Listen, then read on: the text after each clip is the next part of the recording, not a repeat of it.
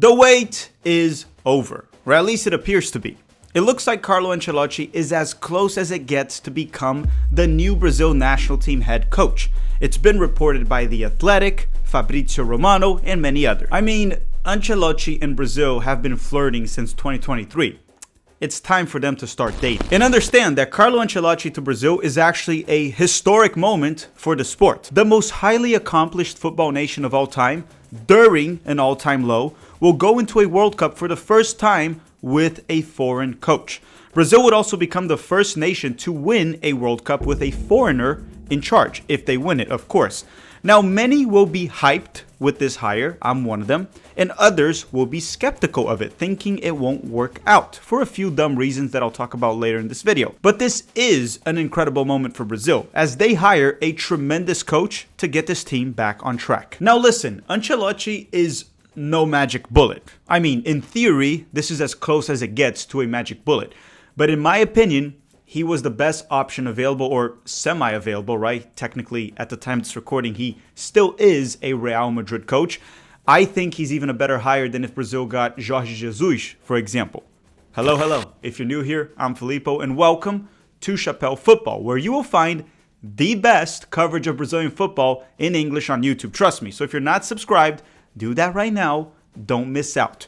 And today I want to talk about Carlo Ancelotti in Brazil. So first, we're going to quickly go through what the heck is going on. Second, I'm going to go through why some are skeptical of this hire, why they believe that he is not the right coach for Brazil. And then last but not least, I'm going to give you 7 reasons why Ancelotti is in fact the perfect coach for Brazil right now, the right hire. And I'm not going to dive into tactics today. That'll be a separate video for next week of how I believe Ancelotti will set up Brazil. And I have a question for you. Do you think Neymar will have a role with Carlo Ancelotti? Will he be healthy? And will he even play in the 2026 World Cup, or is Neymar finished? But right now, make sure to hit the like button. It helps us a lot, and thank you very much for doing so. Subscribe to the channel, and don't forget to wash your hands after you poop. Yes. I caught you. Trust me, I know. You are watching this video on your phone as you sit on the toilet, which means you have no excuse to not hit the like button. Okay? Roll the episode. So before we even talk about why some people are skeptical of hiring Ancelotti, why they think he's not the right hire and why I think he is, let's go through what's going on right now. Brazil has been a complete mess this World Cup cycle. I'm not going to dive into details. All you have to know is that Brazil has been complete ass. In the 2024 Copa America, they were terrible. In World Cup qualifying, they have been even worse. And even the friendlies, it's not looking good. That's what I'll say. So with that, Brazil has had a total of 3 coaches this cycle, right after Tite left once the 2022 World Cup ended. And all 3 coaches have failed. The first one was Ramon Menezes as the interim head coach. And let me tell you, there are bad coaches and there are horrendous coaches. But for Ramon Menezes, you need to make up a whole new category for how bad this guy is. This man started Rony, that plays for Atlético Mineiro right now and played for Palmeiras at the time, as the Brazil number 10. That alone should put Ramon Menezes in prison. I'm serious, man. I'm dead serious. As a Palmeiras fan, I just couldn't believe it. It hurt me enough that Abel Ferreira continuously started Rony up top for Palmeiras, and then to see him playing for the national team, I still can't get over it. Second coach was Fernando Diniz, and at the time he was managing Fluminense, the club, and the Brazilian national team, both at the same exact time. So he was a club and national team coach, essentially me playing Football Manager like 10 years ago, and obviously that didn't work out. Lastly, we had Dorival Jr., a man that felt like he was always lost and as confused as a vegan in a steakhouse, a churrascaria. He was awful. And Dorival was hired in 2024 and fired in 2025. And then now, it seems like we have Carlo Ancelotti as the 4th and obviously last coach of this cycle. That'll lead Brazil into the 2026 World Cup. While I'm recording it, it's not official. CBF has not announced Ancelotti, but it has been reported by reliable sources like The Athletic and Fabrizio Romano, as I mentioned earlier in the video. The rumors are that he would sign with Brazil till 2030, so he would be in charge for 2 World Cups. But again, that hasn't been confirmed. And while I'm recording this, there's also a rumor that he would become the highest paid national team coach in the world. And honestly, I believe that. Now, here's a little fun fact for you. Did you know that Ancelotti's last game as a player, his farewell game, was Milan versus Brazil, the Seleção Brasileira? That's just a little fun fact for you. Obviously, in that game, he played for Milan and not Brazil.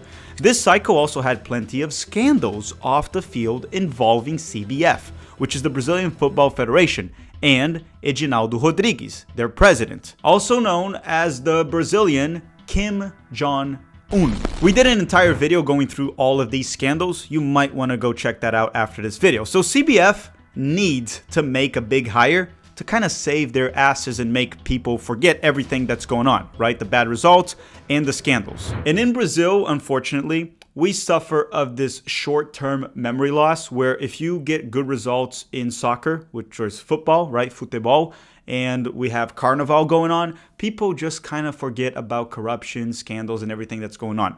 So CBF essentially needs to make this big hire so people can kind of forget about the poor results, which we have been asked for the past 2 to 3 years, and all the corruption scandals that are out there. Again, go watch that video and you'll know exactly what we're talking about. I believe it was the video before this one. Now, before I talk about why Carlo Ancelotti is in fact a tremendous hire for Brazil, maybe the perfect hire, let me talk about why a few people are skeptical of Brazil signing Ancelotti, why they are concerned, and why they think it won't work. Which, I'm just gonna make one thing clear, it's complete nonsense. This is an incredible hire. Okay, and if you made it this far in the video, don't forget to drop a like right now. It helps the channel quite a bit, and subscribe to Chapéu Football. Thank you very much for that. So one of the arguments that I very often see about Carlo Ancelotti not being the right hire for Brazil is that no national team has ever won a World Cup with a foreign coach. And that's a very flawed argument. It's actually a stupid argument. Let me explain. So the reason no national team has ever won with a foreign coach is because the top nations usually have good enough coaches to lead them to glory. It's not the case with Brazil these days. The Brazilian coaches are outdated and bad. I did an entire video exposing that. You can go check that out after this video of why Brazilian coaches are so bad these days. And keep in mind, sure, it is true that no national team has ever won a World Cup with a foreign coach. But that's not to say there haven't been foreign coaches that have been successful with other national teams. The most memorable underdog stories in the history of the national teams, right, in the Euros, World Cup, most of them were led by foreign coaches. Look at Greece in 2004 when they won the Euros. This is one of the most incredible underdog stories in the history of the game, and they were led by a German coach. How about Portugal in 2006 with Felipão in charge, Scolari, a Brazilian coach that led them to the semifinals? Or what about Gus Hiddink in 2002? In that World Cup, he led South Korea to make it to the semifinals. South Korea to the freaking semifinals of the World Cup. And then when Chile won 2 consecutive Copa Americas in 2015 and 2016, they had 2 different coaches. And both of those coaches were from Argentina. I believe in 2015 was Sampaoli. Jamaica, when they qualified to the only World Cup they ever played in their history back in 1998, they were led by a Brazilian coach named René Simões. I mean, there are countless examples of why this argument is stupid and flawed. Do you need more? And understand that Ancelotti will be the first Brazilian national team coach to be a foreigner in a World Cup, because Brazil has had 3 foreign coaches in the past. In 1925, Brazil had a Uruguayan coach in charge for like 1 tournament, which was the Copa America at the time. Then the second one was named Joreca. He was a Portuguese coach that was in charge of Brazil for like 2 friendlies in 1944. Then the third one was Filpo Nunes from Argentina in 1965.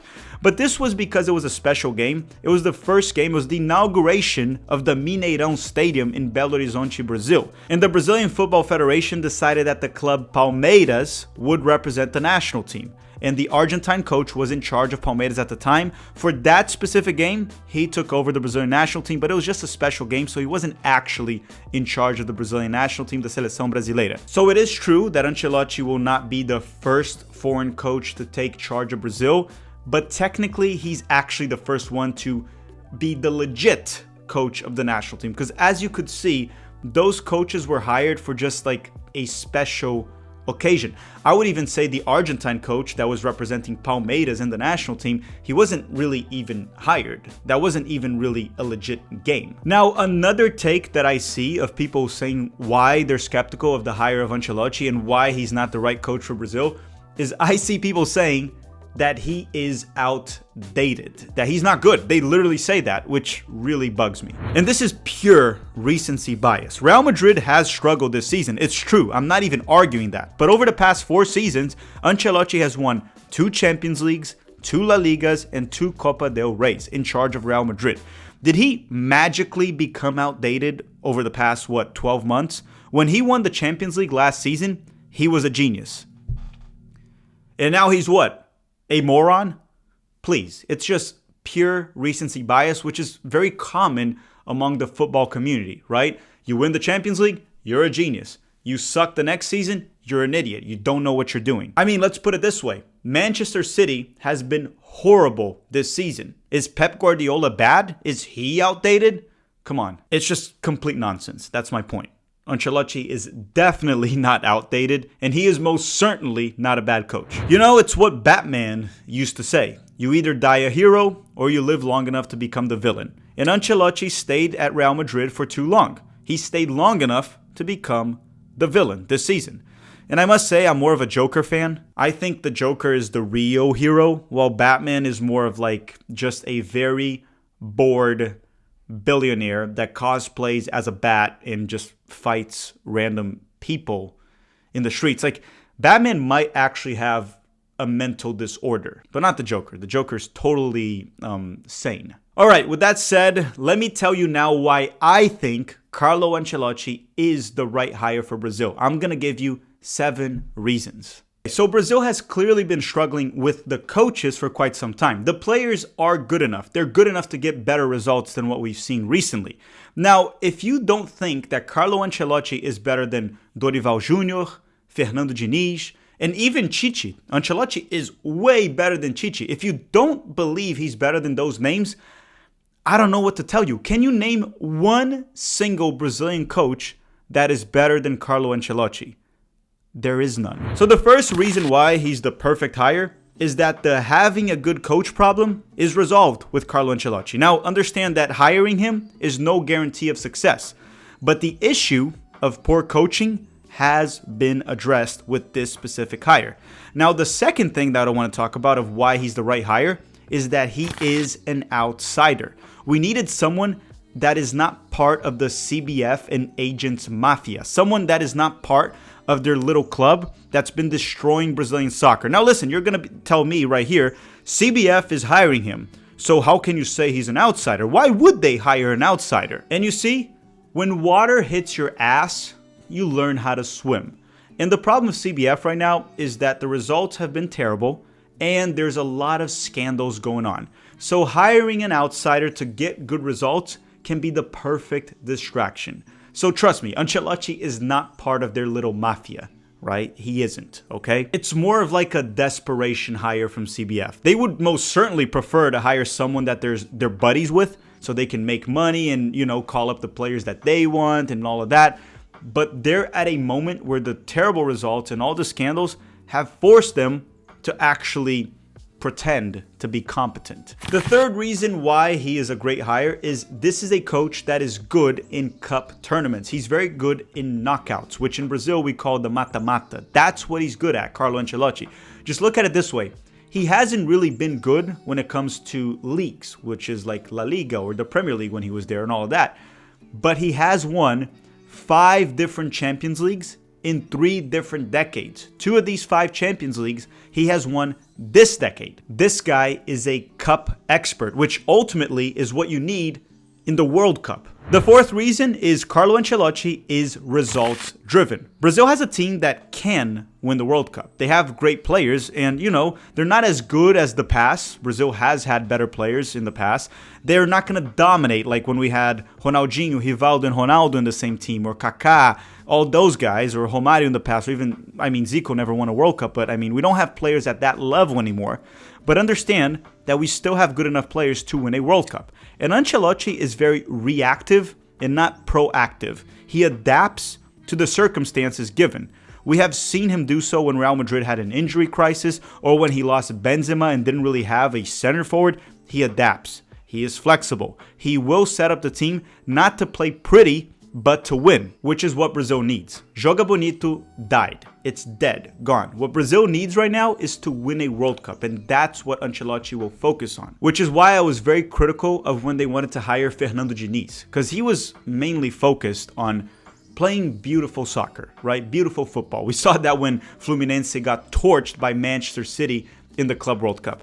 I don't want that. I want Brazil to win the World Cup. We have to, unfortunately, accept the fact that Joga Bonito, for now, is dead. The fifth reason why he's a perfect hire or the right hire is that he is a proven winner. And Brazil right now is full of losers with a loser mentality.